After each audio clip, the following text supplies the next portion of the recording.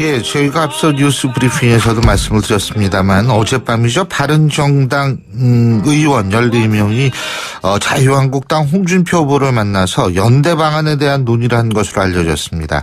자, 그리고 잠시 후면 이 14명이 다시 조찬 모임을 한다고 얘기를 하는데, 자, 이 14명 의원들은 유승민 후보가 후보 단일화를 최종 거부할 경우에는 이른바 오늘 탈당 선언을 할 것이다. 그리고 홍준표 후보 지지 선언을 할 것이다. 이렇게 지금 알려지고 있습니다. 자, 그래서 바른정당 선대위 종합상황실장을 맡고 있는 이혜훈 의원 전화 연결해서 입장 들어보겠습니다. 이 의원님 안녕하세요. 네, 안녕하세요. 예.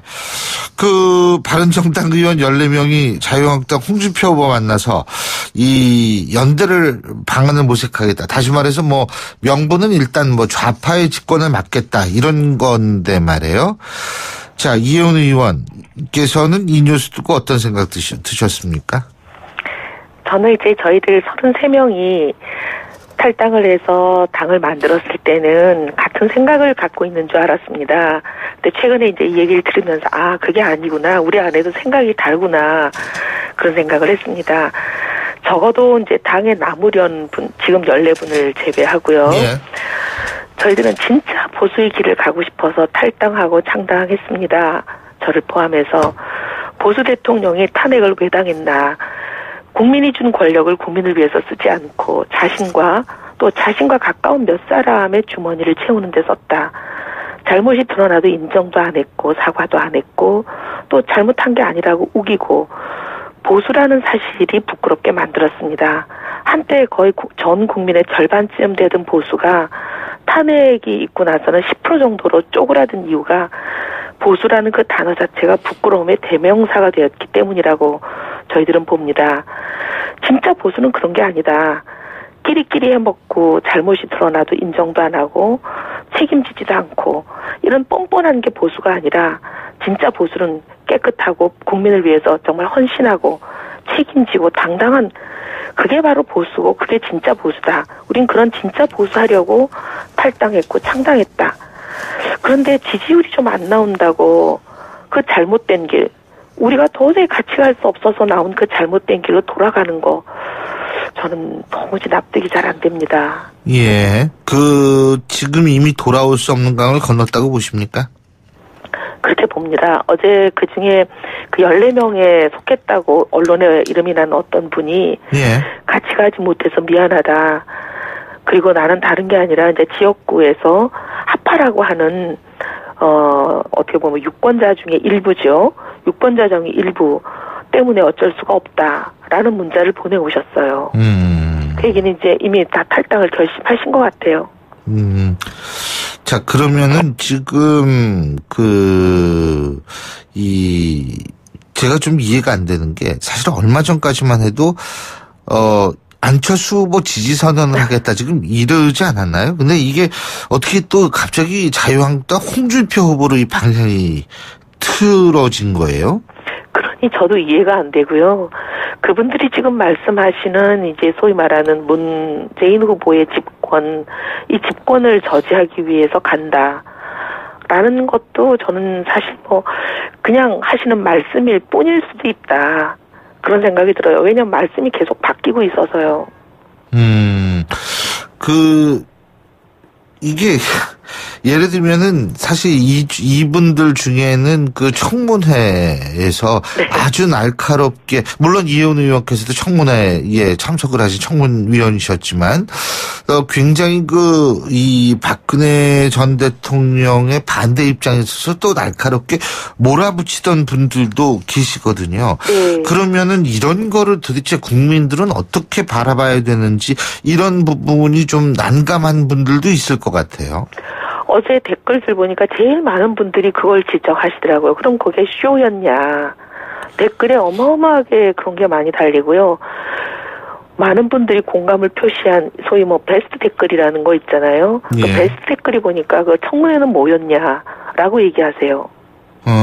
근데 이게 제가 좀 궁금한 게요. 네. 이렇게 정치적인 어떤 행위를 했을 경우에 물론 지역구가 바라는 그런 지역구도 있겠지만, 이런 것들이 다음번 선거에 영향을 안 주나요? 저는 일단 그렇게 생각합니다. 아마 지금 탈당하시는 분, 어떤 분들보다도 제 지역구가 그 보수세가 강하고, 예. 그 다음에 단일화에 대한 요구가 있을 겁니다.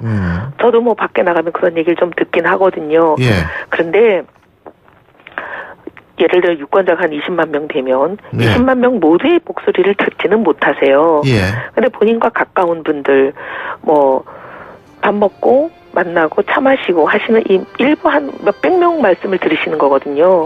그 몇백 명의 얘기를 전체 유권자의 뜻이라고 잘못 생각하시는 경우도 있고, 왜냐하면 20만 명이 다 얘기하지 않거든요. 그러다 보니까 만나는 분들 얘기를 굉장히 크게 생각하시는 그런 경향이 있지 않나 생각도 되고, 그 다음에 또 자유한국당 쪽에서 끊임없이 여러 가지 또 뭐 꽃보직을 준다든지 뭐 제안을 많이 하셨다는 여러 가지 소문도 있고 뭐 그런 건 있습니다. 근데 저는 이 단일화 요구에 대해서도 조금 좀 이해가 안 되는 게, 보수 집권을 위해서 단일화해야 된다, 그분들 지금 그렇게 말씀하시거든요. 근데 이번에는 보수 대통령이 아주 참담한 실패를 보여주셨기 때문에 이번 선거는 보수가 단일화돼도 집권이 어려운 상황 아니겠습니까? 여러 가지 숫자가 보여주잖아요. 그런데 저는 더 중요한 문제는 보수 개혁 없는 단일화. 이거는 보수가 앞으로 영원히 죽는 길이라고 생각합니다. 그럼 뭐가 보수를 위해서 가장 좋은 길이냐? 지금 개혁도 없이 그냥 뭉치기만 하는 거, 이거는 저는 보수에 오히려 더 독이 된다고 봅니다. 보수가 똘똘 뭉쳐도 이기기 어려운 지금 상황 왜 만들어졌나? 말씀드린 대로 보수 대통령의 그 참담한 실패 때문인데, 그 실패는 오랫동안 누적되어 온 보수 진영 내부의 문제가 한꺼번에 터진 거라고 보거든요. 오랜 세월 동안 보수는 잘못이 불거지기만 하면 과감히 수술해서 그 문제를 제거하고 새살을 돋게 하고, 그런 일들을 하지 않고 항상 뭘 했냐면, 우리가 정권을 내줄 수는 없지 않느냐 이렇게 얘기하면서 한데 뭉쳐야 된다, 빨리 뭉치자, 그러면서 문제를 항상 덮고 가는 식이었어요. 결국 문제는 해결하지 않고 그 문제는 점점 커져 왔습니다. 그래서 결국은 보수 대통령이 탄핵을 맞는 상황까지 온 거거든요. 근데 이번에 또 그 문제를, 이렇게 어마어마한 문제가 터졌는데도 이걸 해결하지 않고 우리가 정권을 잡아야 하지 않느냐 이런 명분을 내세워서 또 덮고 간다면 이번에 집권도 어려울 뿐만 아니라 저는 이런 보수는 국민들로부터 버림받을까봐 정말 겁납니다. 결국 국민의 사랑과 신뢰를 받으려면 보수가 바뀌고 개혁돼야 되는데, 바뀌고 개혁되는 것을 지금 안 하겠다는 거잖아요. 저희들은 오히려 이 보수가 바뀌고 개혁되는 길을 고통스럽고 외롭지만 보수가 살고 영원히 살기 위해서 꿋꿋이 가려고 합니다. 근데 제가 궁금한 게 또 하나 있는 게, 이 네. 정치공학적 얘기인데, 지금 나가시려고 하는 의원분들이 대부분 김무성계라고 알려지고 있지 않습니까? 네, 그렇습니다. 근데 김무성계 의원들은 나가고 김무성 전 대표는 당에 남고, 이건 어떤 겁니까? 이건 또? 예? 네, 여러 가지 좀 모순이죠. 모순인데 김무성 대표님은 어쨌든 말씀이, 당을 만든 본인, 이제 어떻게 보면 주인의 입장에서 내가 어떻게 당을 나가겠느냐 이렇게 말씀하시고 당을 나가지 않겠다고 어제까지 말씀하고 계십니다. 그럼 계파의 와인가요? 뭐 그렇게 예? 표현을 해도 뭐 반박할 말이 없어진 것 같아요. 아니, 그 계파의 수장은 남고 계파에 속한 의원들은 나가고, 이게 이런 경우는 없었거든요. 사실 우리나라 정당사에. 예? 사실 어떻게 보면은 지금 남겠다고 한 분 중에 김무성 걔는 단 한 명도 없습니다. 자, 그리고요, 현실적인 문제인데, 이 14분이 나가면 18분이 남죠. 그죠? 네네. 근데 이러면은 원내 교섭단체도 안 되는데 어떻게 당을 꾸립니까? 저희들은 뭐, 대선이 끝나고 나면 여러 가지 또 길을 모색을 하겠지만, 예. 또 저희와 함께 하려고 하는 분들도 있기 때문에 뭐 교섭단체가 될 가능성도 많고요. 아하. 그 다음에 뭐 설사 교섭단체가 되지 않는다 하더라도, 저희들은 뭐 저희끼리 돈을 내서라도 같이 가겠다는 생각을 오래전부터 하고 있습니다. 왜냐하면 이분들이 뭐 탈당 얘기를 할 때부터 저희가 이미 뭐 여러 가지 계산을 해봤습니다. 몇 명이 남을 것이며, 그 몇 명이 남으면 당사는 어떻게 하며, 당 직원들 월급은 어떻게 주며, 나름 저희들이 몇 사람이 계산을 해보고, 우리는 우리가 주머니를 털어서라도 같이 가자라고 이미 저희들은 뭉쳐있는 상태입니다. 그러니까 이제 끝까지 바른정당을 지키겠다 이 말씀이시죠, 그죠? 네.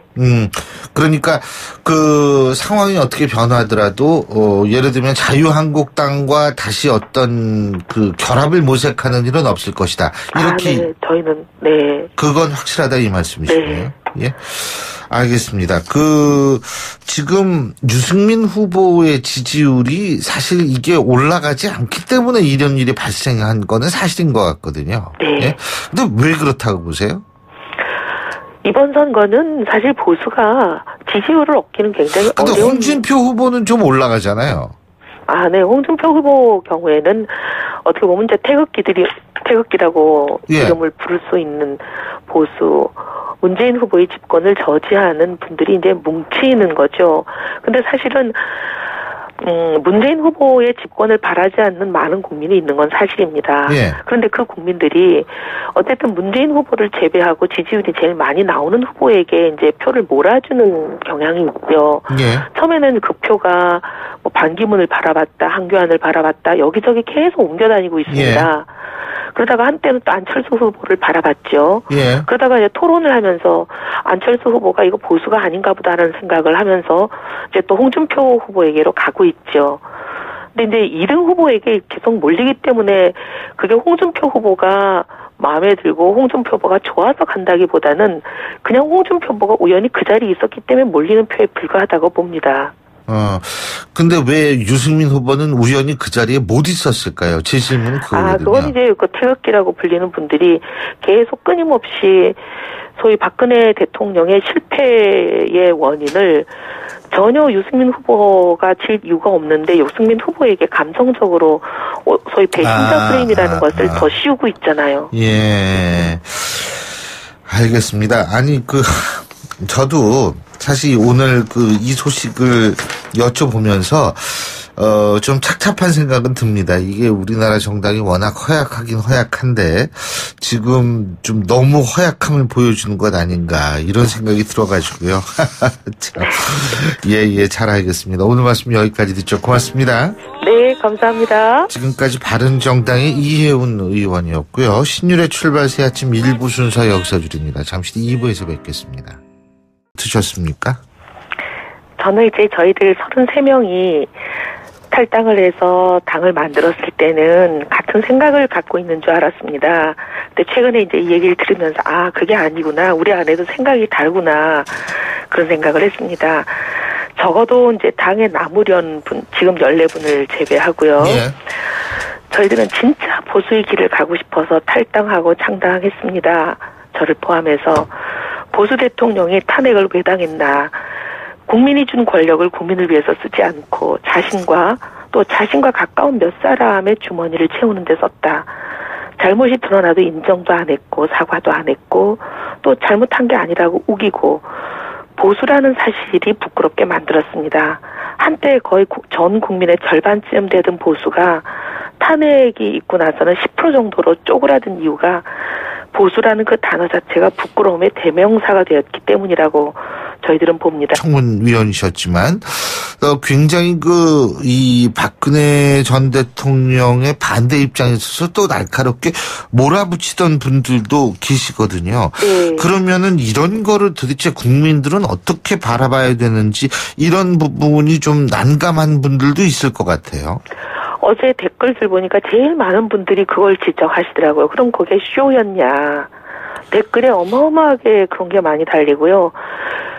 많은 분들이 공감을 표시한 소위 베스트 댓글이라는 거 있잖아요. 예. 그 베스트 댓글이 보니까 그 청문회는 뭐였냐라고 얘기하세요. 근데 이게 제가 좀 궁금한 게요. 네. 이렇게 정치적인 어떤 행위를 했을 경우에 물론 지역구가 바라는 그런 지역구도 있겠지만, 이런 것들이 다음번 선거에 영향을 안 주나요? 저는 일단 그렇게 생각합니다. 아마 지금 탈당하시는 예, 저희가 앞서 뉴스 브리핑에서도 말씀을 드렸습니다만 어젯밤이죠. 바른정당 의원 14명이 자유한국당 홍준표 후보를 만나서 연대 방안에 대한 논의를 한 것으로 알려졌습니다.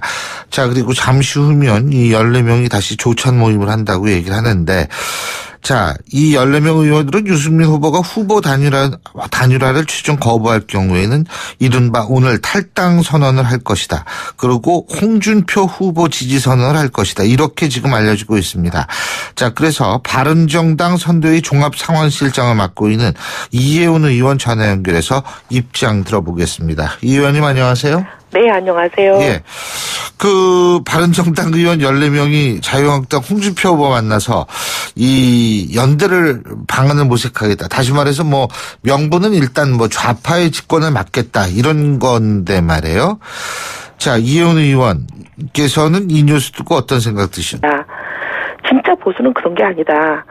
끼리끼리 해먹고 잘못이 드러나도 인정도 안 하고 책임지지도 않고 이런 뻔뻔한 게 보수가 아니라 진짜 보수는 깨끗하고 국민을 위해서 정말 헌신하고 책임지고 당당한 그게 바로 보수고 그게 진짜 보수다. 우린 그런 진짜 보수하려고 탈당했고 창당했다. 그런데 지지율이 좀 안 나온다고 그 잘못된 길, 우리가 도저히 같이 갈 수 없어서 나온 그 잘못된 길로 돌아가는 거 저는 도무지 납득이 잘 안 됩니다. 예. 지금 이미 돌아올 수 없는 강을 건넜다고 보십니까? 그렇게 봅니다. 어제 그 중에 그 14명에 속했다고 언론에 이름이 난 어떤 분이 예. 같이 가지 못해서 미안하다.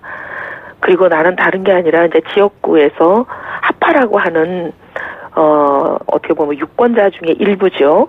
유권자 중에 일부 때문에 어쩔 수가 없다라는 문자를 보내오셨어요. 그 얘기는 이제 이미 다 탈당을 결심하신 것 같아요.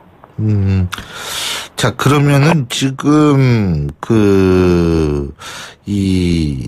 제가 좀 이해가 안 되는 게 사실 얼마 전까지만 해도 안철수 후보 지지 선언을 하겠다 지금 이러지 않았나요? 근데 이게 어떻게 또 갑자기 자유한국당 홍준표 후보로 이 방향이 틀어진 거예요? 그러니 저도 이해가 안 되고요. 그분들이 지금 말씀하시는 이제 소위 말하는 문재인 후보의 집권, 이 집권을 저지하기 위해서 간다라는 것도 저는 사실 그냥 하시는 말씀일 뿐일 수도 있다. 그런 생각이 들어요. 왜냐면 말씀이 계속 바뀌고 있어서요.